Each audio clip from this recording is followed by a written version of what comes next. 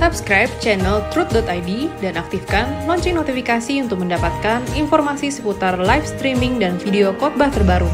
Posisi tombol subscribe berada di kanan atas channel kami dan jangan lupa nyalakan loncengnya.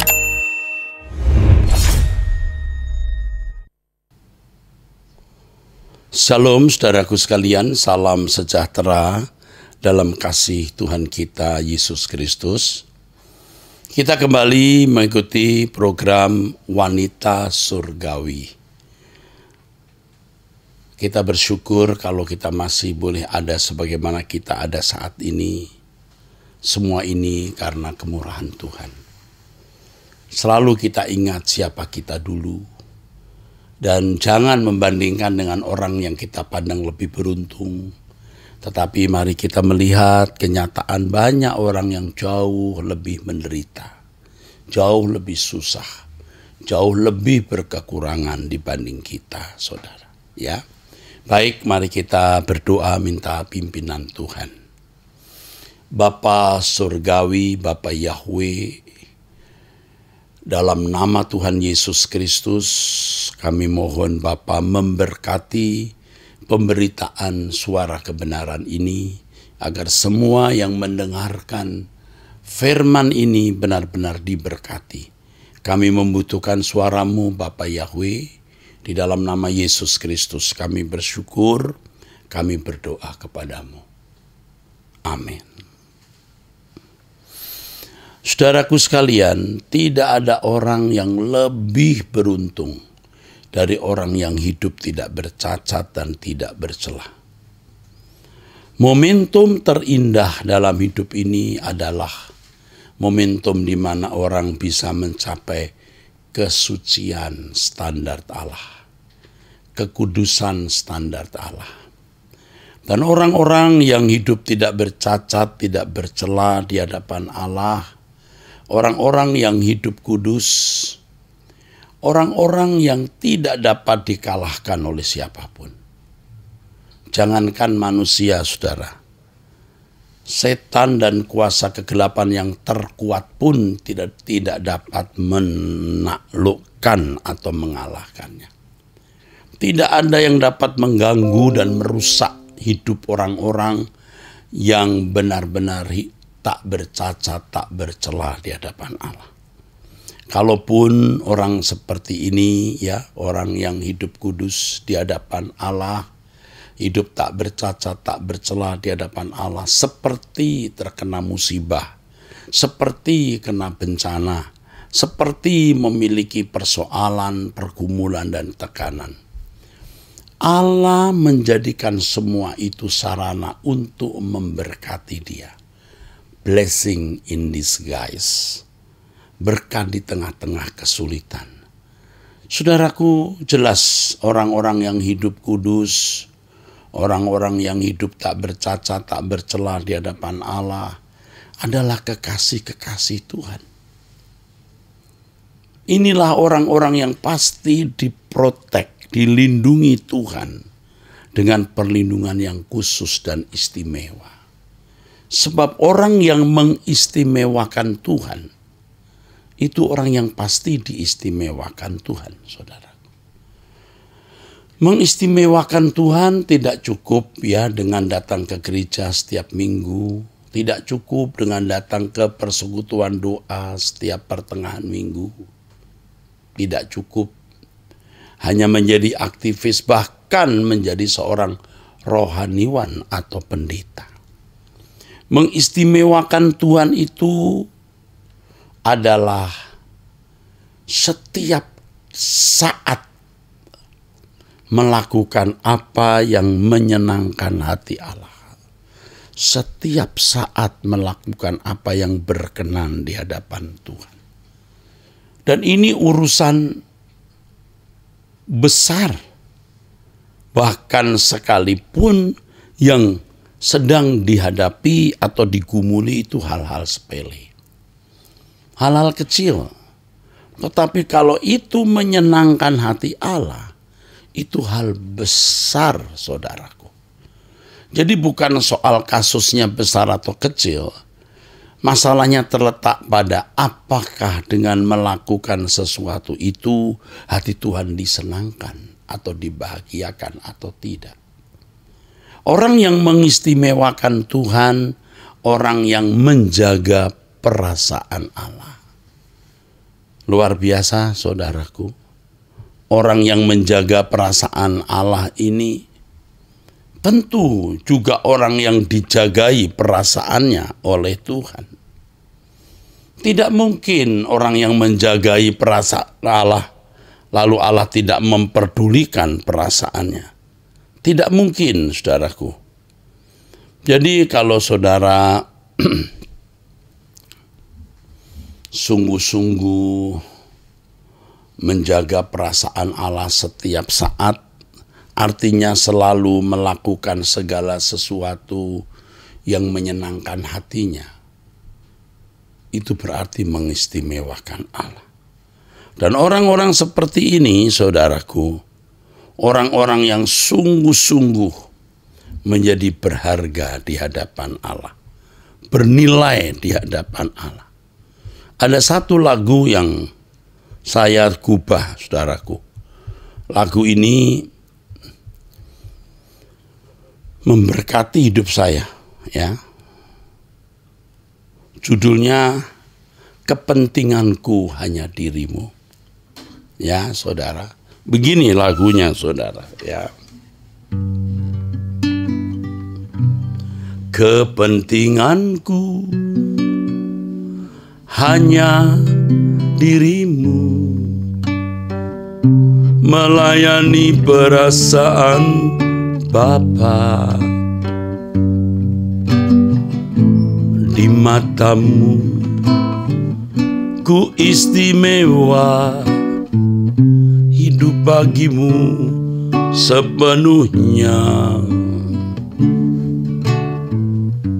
Ini pujian yang harus menjadi perilaku kita. Kepentinganku hanya dirimu, melayani perasaan Bapa, di matamu ku istimewa, hidup bagimu sepenuhnya. Menjadi orang yang hidup tidak bercacat, tidak bercela di hadapan Allah, atau hidup kudus, saudaraku, itu menyelesaikan semua masalah. Semua masalah. Dari masalah di bumi ini sampai kekekalan. Memang ada masalah-masalah yang tidak segera dapat terselesaikan, ya. Ada kebutuhan-kebutuhan yang tidak segera terpenuhi, tetapi ujung-ujungnya selesai. Dan hebatnya, persoalan-persoalan hidup, kesulitan-kesulitan hidup, itu menjadi cara Allah mempersiapkan kita menerima berkat kekal atau berkat abadi. Luar biasa. Saudara punya masalah banyak, saya juga punya masalah banyak. Ya saudara, kita semua pasti punya masalah. Selama kita hidup di bumi ini, pasti kita memiliki masalah, saudaraku.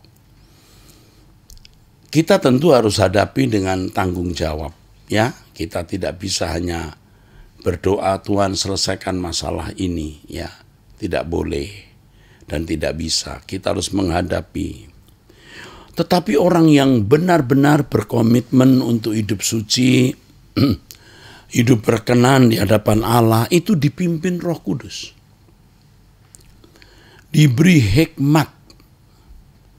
Dan jika ada hal-hal yang membahayakan diri orang itu, di luar kemampuan dia menyelesaikannya, Tuhan pasti memprotek, melindungi. Oh, luar biasa. Banyak orang Kristen yang membawa persoalannya ke pendeta, minta didoakan, juga datang ke gereja berdoa, datang ke menara doa, doa puasa. Tetapi terus gelisah. Dia merasa bahwa persoalan itu terlampau besar baginya. Saudara, ketika saudara hidup suci, hidup tak bercacat, tak bercela, saudara bisa merasakan bahwa tidak ada persoalan yang besar yang menenggelamkan saudara. Karena ketika saudara hidup suci, saudara hidup tak bercacat, tak bercela di hadapan Allah, saudara memiliki keyakinan. Ada keyakinan yang tumbuh bahwa Allah itu hidup, bahwa Allah itu hadir. Keyakinan yang tidak bisa kita peroleh hanya karena kita mendengar khotbah atau karena kita sekolah di perguruan tinggi teologi. Tetapi keyakinan yang tumbuh ketika kita tidak menyentuh apa yang najis. Keyakinan yang tumbuh ketika kita tidak menyentuh apa yang cemar. Keyakinan akan Allah yang hidup, Allah yang nyata, Allah yang besar. Sehingga kita memiliki kekuatan menghadapi masalah sebesar apapun. Kita memiliki ketahanan. Dan tentu di balik keyakinan kita yang kuat, kita memiliki pengharapan yang teguh pula bahwa Allah pasti menyelesaikan pada waktunya. Tetapi ironinya saudaraku, tidak banyak loh orang yang sungguh-sungguh mau menjawab persoalan-persoalan yang dihadapi dalam hidup ini dengan kesucian. Sebenarnya saudara-saudara, kebenaran ini bukan hanya saya baca dari Alkitab. Kalau dari Alkitab jelas ya, Tuhan berkata, kuduslah kamu sebab aku kudus. 1 Petrus pasal 1 ayat 16. Jelas ya, Allah menghendaki agar kita kudus supaya Bapa bisa memberkati, bisa melindungi, bisa menjaga ya. Sebab kalau orang tidak hidup kudus, orang itu tidak layak dijagai. Tidak layak diberkati. Dan dia tidak pantas percaya kepada Tuhan. Orang yang percaya kepada Tuhan harus pantas. Yaitu hidup kudus, tak bercacat, tak bercela. Saya memperoleh pelajaran ini juga lewat suara. Ketika saya di dalam keadaan yang terjepit, ya saudaraku, dalam beban yang berat, suara itu muncul. Hadapi, kalahkan dengan kesucian. Nah, takjubnya saya, herannya saya, ketika ada seorang hamba Tuhan yang juga pendoa syafaat yang saya yakin hidupnya benar, berdialog dengan saya. Suatu hari atau hari-hari di mana saya mendapatkan suara itu, dia berkata, mari kita hadapi persoalan ini dengan kesucian. Wah, saya terkejut saudaraku. Kenapa dia bisa bicara itu? Saya belum bicara apa-apa kepada dia. Seingat saya waktu itu.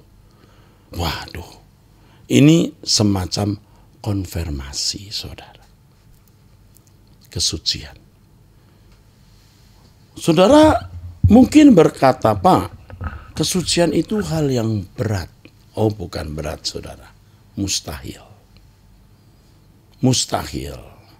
Tetapi kita percaya Tuhan tidak pernah memberi perintah yang tidak bisa kita lakukan. Roh Kudus pasti menolong kita untuk bisa mencapainya. Kesucian jangan dipikir secara mistik, nanti jadi kacau, jadi absurd, jadi kacau, absurd, nggak karuan, tidak bisa diurai. Kesucian harus dipahami secara praktis dan natural. Ya saudaraku, waktu kita ada dalam satu keadaan di mana kita rasanya mau mengucapkan kalimat keras, sumpah serapah, kita tidak mengucapkannya. Nah, itu kesucian dari situ. Aduh, berat. Ya, saya belajar itu. Dalam kondisi tertentu, ya saudara, saya berpikir, wah kalau dulu saya menghadapi ini, wah mungkin sudah ada kata-kata yang muncul di mulut saya, paling tidak biadab, paling tidak kata itu, biadab orang ini. Tapi sekarang kita tidak mau mengucapkan kata itu, ini tadi kan contoh ya, tidak saya tujukan ke siapa-siapa. diam saja ya. Karena kita menjaga perasaan Bapa, menjaga perasaan Tuhan. Walaupun tidak kita ucapkan, Tuhan bisa membaca hati kita. Jadi jangan ada kata biadab ya. Persetan, biadab, tidak boleh ada. Matilah kau, tidak boleh. Ampuni urusan masing-masing dengan Tuhan. Bukan hakku menghakimi, apalagi menghukum. Serahkan di dalam tangan Tuhan. Ini yang saudara-saudara sekalian harus lakukan. Natural, ya, natural. Waktu kita memiliki kesempatan untuk tidak jujur, jangan tidak jujur.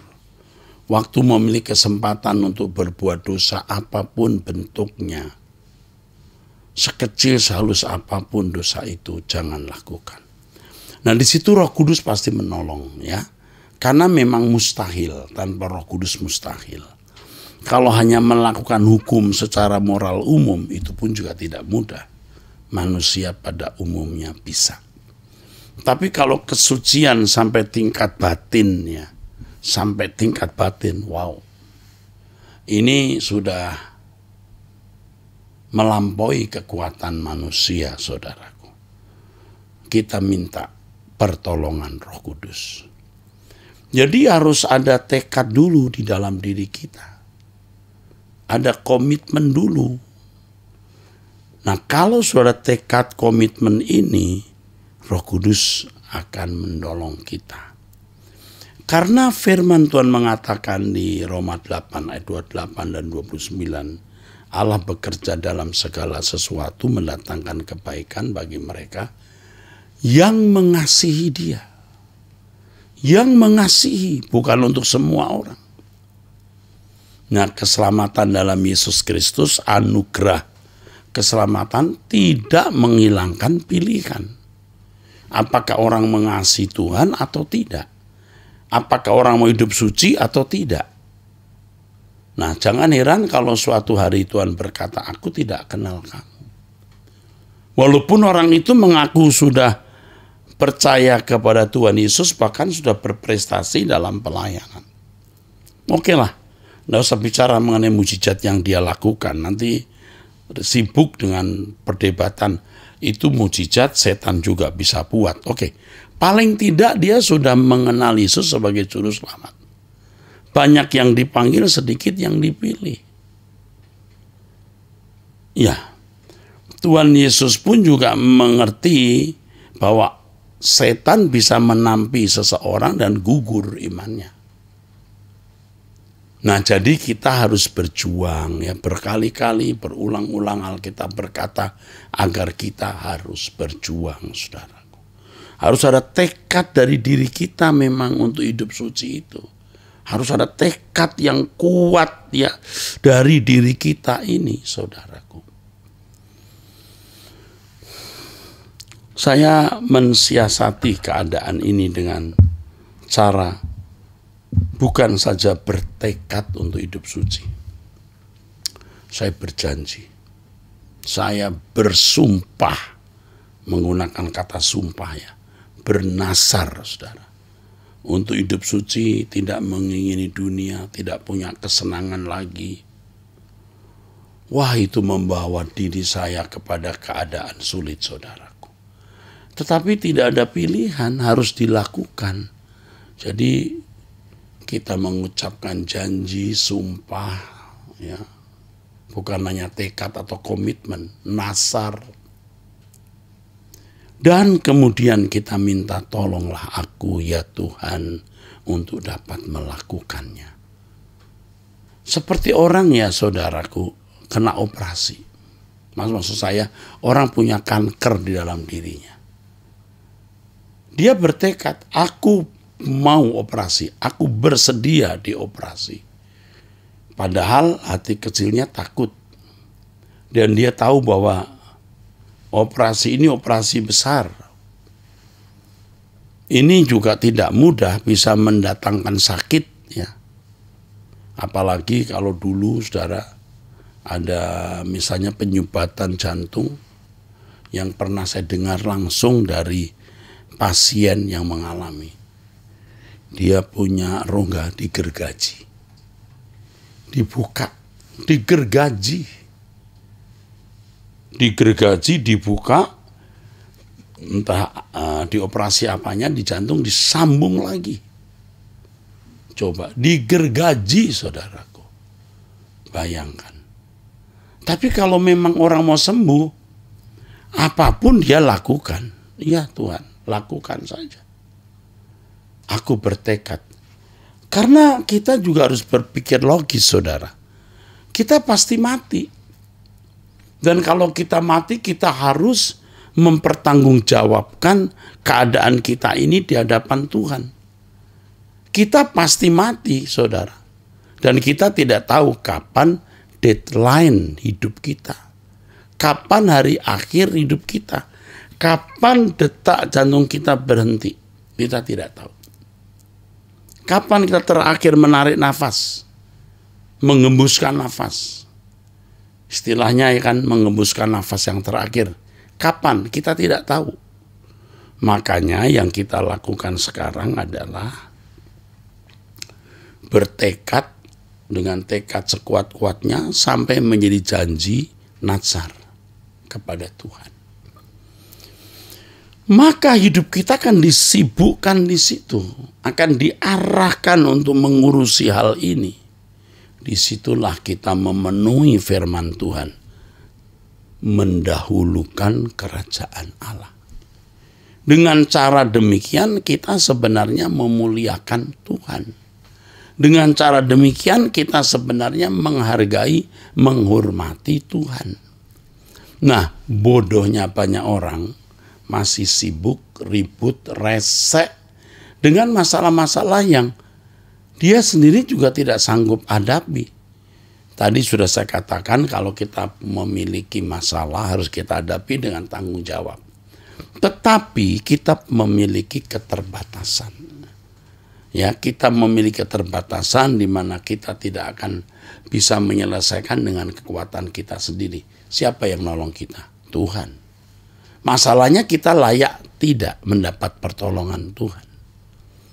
Kalau saudara baru menjadi Kristen atau Kristen yang dianggap belum dewasa karena memang belum waktunya dewasa, Tuhan itu mudah menolong saudara apapun keadaan saudara. Seperti anak kecil walaupun nakal tetap ditolong. Tetap dibantu, tetap ditopang orang tua. Tapi kalau sudah usia 30-40 tahun, apakah harus ditopang terus? Nah ini harus diperhatikan seperti ilustrasi yang sering saya kemukakan. Kalau usia 2 tahun, 1 tahun setengah, setahun masih ngompol ya. Tidak perlu orang tua marah ya. Tapi kalau sudah umur 15 tahun, waduh, udah tidak benar ini gitu saudara-saudara. Jadi saudara-saudaraku, dengan kita berjuang untuk hidup suci, tadi sudah saya jelaskan kesucian itu bukan mistik ya, sehingga kacau atau absurd ya. Tapi harus kita pahami sebagai praktis, natural saudaraku. Praktis dan natural kehidupan kita setiap hari saudara. Coba deh kita belajar itu saudara.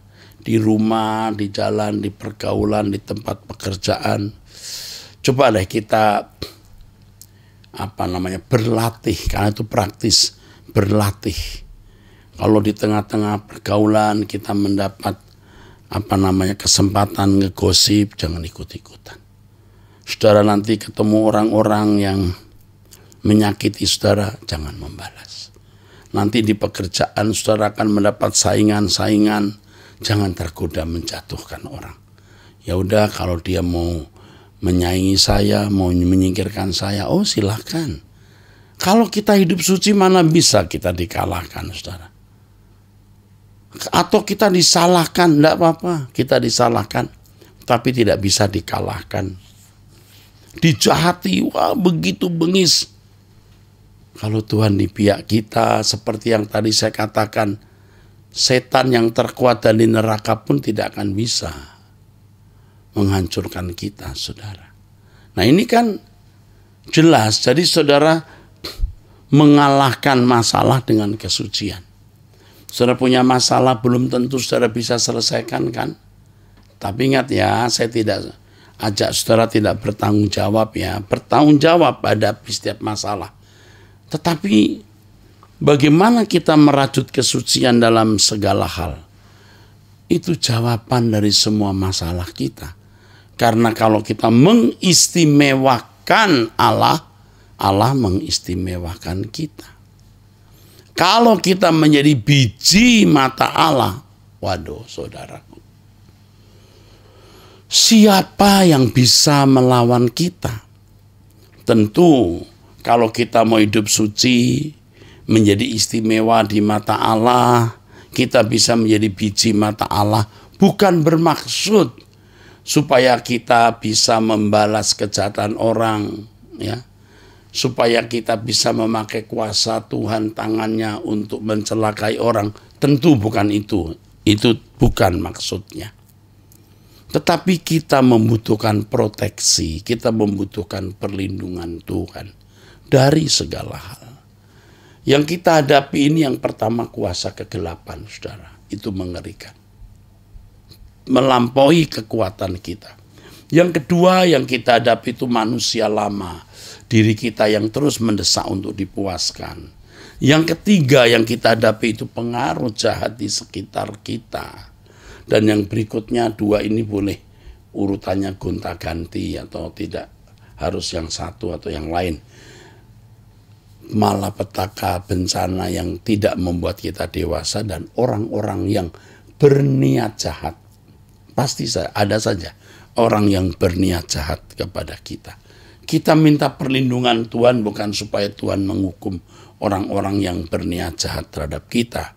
Tetapi kita hidup suci supaya kita sejak di bumi menjadi kekasih sahabat Tuhan.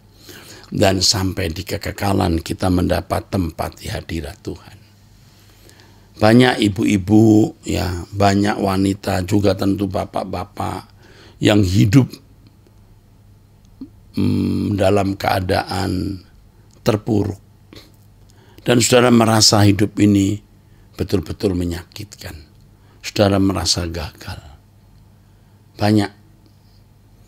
Dan sekarang pada umumnya juga banyak orang merasa gagal, saudaraku. Coba Anda tanya, Anda buat angket deh. Dari 100 orang, berapa orang yang mengatakan aku sukses, aku bahagia, aku telah mencapai apa yang kucita-citakan. Berani mengatakan dari 100 orang itu 10 begitu. Apa ada? Rata-rata orang berkata hidup ini berat. Tidak sedikit mereka yang kecewa. Mungkin dari 100 bisa 10 orang, 15 orang sudah berusaha untuk bunuh diri. Atau lebih menyenangi mati daripada hidup. Hidup ini berat. Tetapi ketika kita berjalan dengan Tuhan, ada kekuatan supranatural. Karena Allah itu supranatural. Yang menopang hidup kita. Yang memampukan kita untuk bisa melewati semuanya itu. Pasti banyak saudara yang mengalami kesulitan. Kalau saya membaca atau menjawab pertanyaan-pertanyaan di ABAM, Anda bertanya, Alkitab menjawab itu, saudara-saudara, ya. Banyak ibu-ibu yang menghadapi masalah-masalah yang begitu berat. Aduh, sudah di jalan buntu, sudah tidak ada harapan, ya, sudah betul-betul tersesak, dan lebih banyak ibu-ibu yang menderita daripada bapak-bapak. Aduh, rasanya tidak ada jalan keluar lagi, saudara. Saya sendiri sebagai pelayan Tuhan, sebagai rohaniwan yang harus menjawab pertanyaan-pertanyaan tersebut, bingung juga. Kadang-kadang saya bingung, bahkan sering saya bingung. Bagaimana ya memberi solusi kepada orang-orang ini? Aduh, tidak jarang saya berkata, Ibu tunggu tindakan Tuhan, atau Bapak tunggu tindakan Tuhan. Itu biasanya ya saudaraku sekalian, masalahnya juga tidak lengkap sekali. Jadi kadang-kadang juga sulit saya memberikan solusi karena kasusnya tidak lengkap ya. Tetapi saudara-saudara, kalau saudara mengerti apa yang saya kemukakan, sebesar apapun masalah saudara, pasti saudara bisa lewati. Maka kalimat bisa dilewati, oh itu kalimat ampuh. Ya. Bagaimana Pak Eras kabarnya sekarang? Selalu saya jawab, bisa dilewati. Bagaimana Pak kasus yang dulu itu, masalah itu bisa dilewati. Begitu saudara juga bisa ya berprinsip ini, bisa dilewati. Kita bisa melewatinya karena Tuhan beserta kita. Nah saudaraku, kehidupan yang tidak bercacat, tidak bercela, kehidupan yang kudus di hadapan Allah, itu momentum terindah dalam hidup. Momentum teragung. Tidak ada momentum yang lebih indah, tidak ada momentum yang lebih agung dari kehidupan yang tak bercacat, tak bercela di hadapan Allah dan hidup kudus di hadapan Tuhan. Tidak ada kehidupan yang lebih agung. Tidak ada kehidupan yang lebih indah dari ini. Ya, ada orang yang berkata, aduh saya ingat masa-masa itu indah sekali. Tidak ada keindahan hidup. Karena seindah apapun hidup yang bisa diraih seseorang, pasti akan berlalu. Pasti akan berlalu. Dan bisa tidak mendatangkan berkat, rahmat, anugerah sama sekali. Pasti berlalu. Tetapi kesucian hidup, hidup yang tak bercacat, tak bercela di hadapan Allah, itu tidak pernah akan berakhir. Keindahan, keagungan dari kehidupan seseorang yang tak bercacat, tak bercela di hadapan Allah tidak akan berakhir. Akan berkelanjutan terus sampai pada kekekalan. Nah, itu saudaraku. Jadi mulailah saudara berjuang untuk memiliki kehidupan yang tak bercacat, tak bercela ini.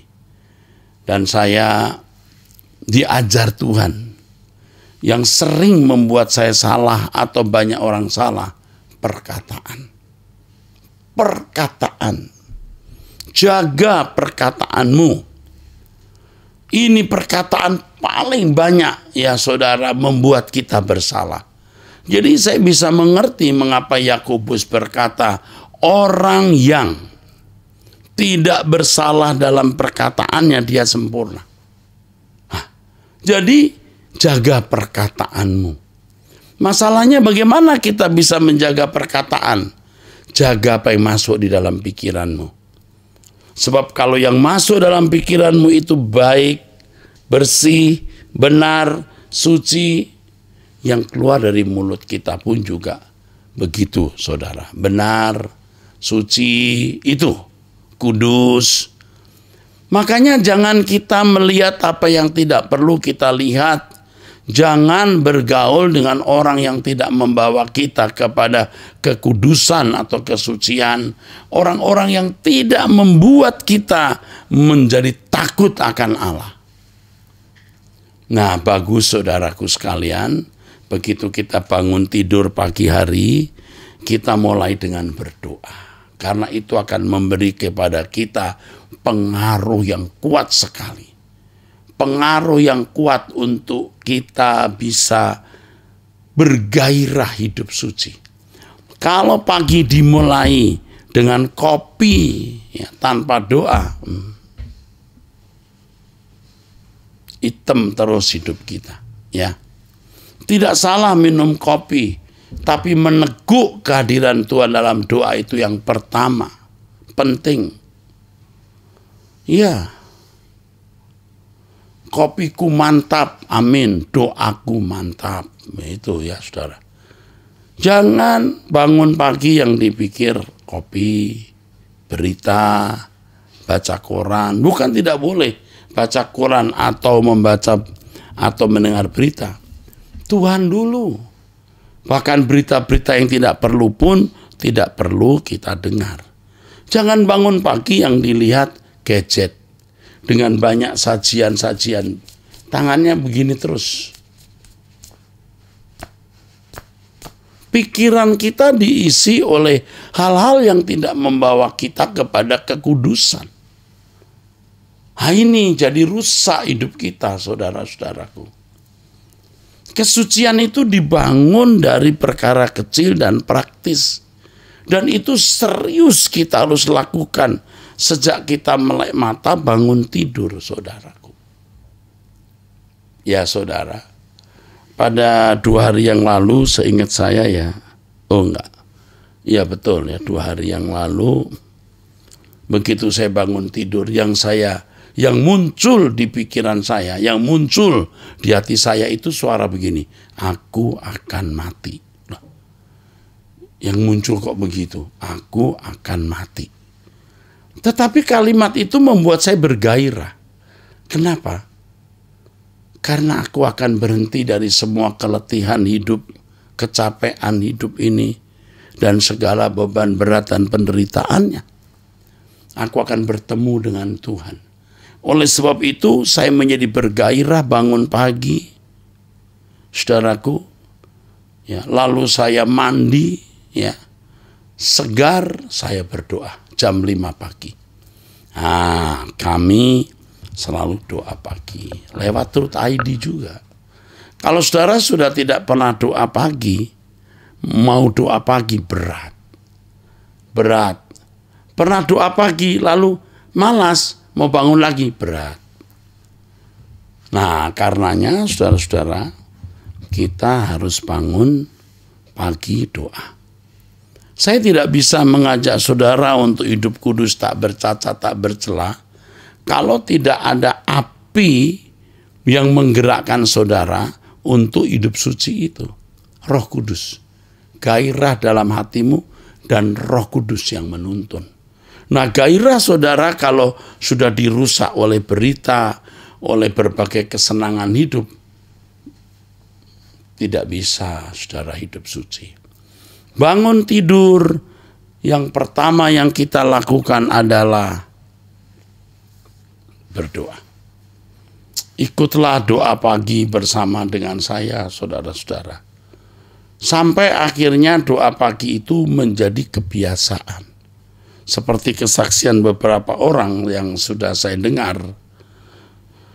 Saya tidak pakai alarm lagi juga sudah bangun, Pak. Nah, puji Tuhan, kita sudah doa pagi ini sudah hampir 2 tahun ya. Tidak pernah absen loh, kecuali saya sakit, terbaring di rumah sakit, lalu dipimpin oleh Stephen Erastus, anak saya.